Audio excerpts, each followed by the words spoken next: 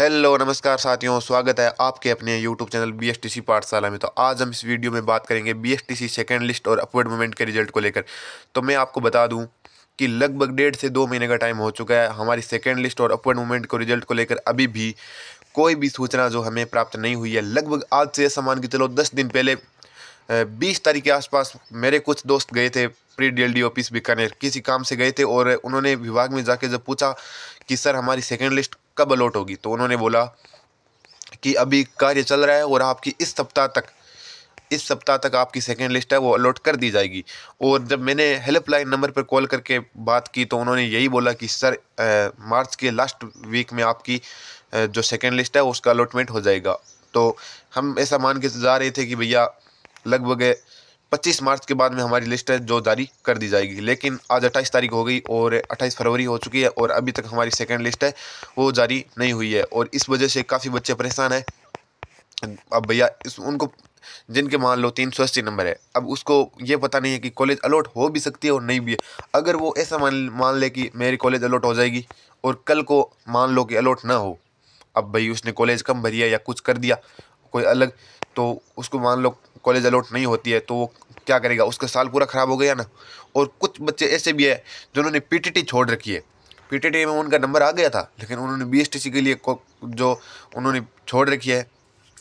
तो जो विभाग है वो बिल्कुल भी इसमें नहीं दिखा रहा है कि भैया आपके बच्चों के साल ख़राब हो रहा है और जो भी बात है। लेकिन अभी तक विभाग की तरफ से कोई भी नोटिफिकेशन जारी नहीं हुआ है। अगर हम पिछले साल की तुलना करें तो पिछले साल भी ऐसा ही हुआ था। अब की बार 2-3 साल से बीएसटीसी में क्या हो रहा है, अब की बार 2-3 साल से बीएसटीसी 3 साल की कर दी। ऐसा मान के चलो आप 3 साल में कार्य होता है पूरा। अभी फर्स्ट ईयर और सेकंड ईयर जो BSTC first year second year में थे उनका वो अलॉटमेंट हुआ था, अलॉटमेंट क्या वो परीक्षाएं हुई थी। और अब लगभग सीटें खाली हो चुकी है। अब तो अलॉटमेंट करना चाहिए था ना भाई। बच्चे परेशान है यार, उनको संशय है इस बात का कि कॉलेज मिलेगी या नहीं मिलेगी। आप एक काम करो, कॉलेज अलॉट कर दो, एडमिशन मत देना एक बार। वो शेड्यूल होता है जो रिपोर्टिंग का, वो बाद में कर देना। बच्चों को पता तो चले कि भैया हमारा कॉलेज अलॉटमेंट हो गया, इतना हो गया, उस बात का तो उनको पता चले।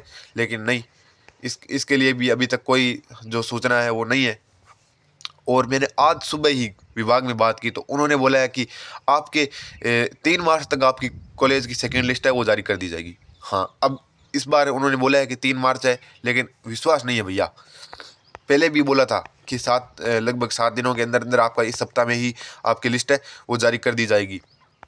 और आज सुबह मैंने जब हेल्पलाइन नंबर है ये देखो सबसे ऊपर दी हुई है 01414931600, इस पर कॉल किया तो 2-3 बार कॉल करने पर उन्होंने कॉल उठाया और बोला कि आपकी 3 मार्च से पहले पहले या 3 मार्च तक आपकी जो सेकेंड लिस्ट है वो अपवर्ड मूवमेंट का रिजल्ट है वो जारी कर दिया जाएगा।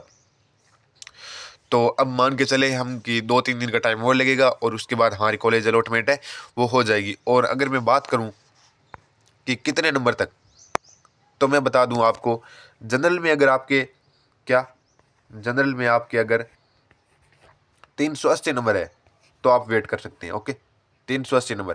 और फीमेल है अगर जनरल में 375 नंबर आप वेट कर सकते हैं। 375-70 तक भी आपका अलॉटमेंट हो जाएगा। ओके, अब मैं बात करूं आपकी, एक सेकेंड,